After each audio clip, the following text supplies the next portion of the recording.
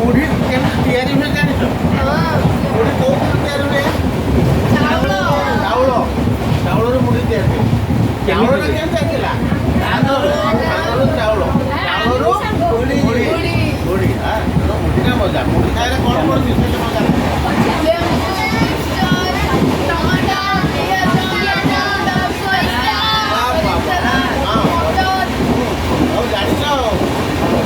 मुढ़ी सहित कौन खाइले भल हम आज्ञा मुढ़ी सहित कौन खाइले भल हम मुढ़ी सहित कौन आगे खाइले भल हम मुढ़ी सहित मटन झोल जदि आज टिके हौ तार पाग टिके हौ नहीं नहीं आप पागटा केमती बना हम कहतु शुखिला पाग गोटे आज करवा हाँ कर शुखिला पाग केमिति बनैबा अच्छा प्रथम कौन मुढ़ी गोटे बेलारे नबा किसी पिज पड़ो कटा पिज टमाटो टे पड़ो आचार तेल टे पड़ो पैसा लंका टे चुकी काटिक पकाब टुकुर टुकुर हम छोट छुआ लंका खाई पारे लंका बाछी आज खाईद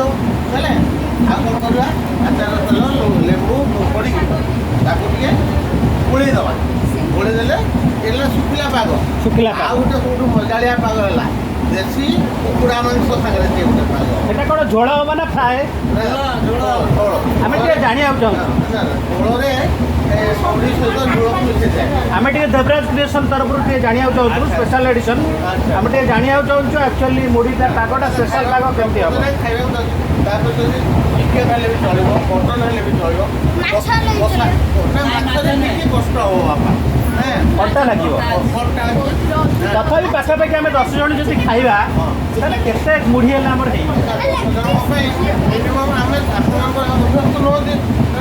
ଛୋଟ ଡବାରେ 10-20 ଡବା ମୁଢ଼ି ହେଲେ 20 ଡବା ତାହେଲେ ଆମେ ସେଇଟା କେତେ ଗ୍ରାମ ଧରିବା ଆଜ୍ଞା 20 ଗ୍ରାମ ହେଲେ ଆପଣଙ୍କୁ 800 ଗ୍ରାମ ମୁଢ଼ିର 10 ଜଣ ଖାଇବା ତା ପାଇଁ ଆମକୁ ମଟନ କେତେ ନେବାକୁ ପଡ଼ିବ କିମ୍ବା ଚିକେନ ନିଜ ରୁଚି ଅନୁସାରେ ମିନିମମ୍ ଗୋଟେ 2 କେଜି ମଟନ ଦରକାର ଆଜ୍ଞା ଗୋଟେ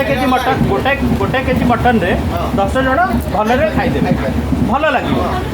ବାସ୍ ଆମେ ଟିକେ ଏତିକି ଜାଣିବାକୁ ଚାହୁଁଥିଲୁ ଯାହା ଧନ୍ୟବାଦ ଆପଣ ବାରିପଦା ମୁଢ଼ି ବିଷୟରେ କହିଥିବାରୁ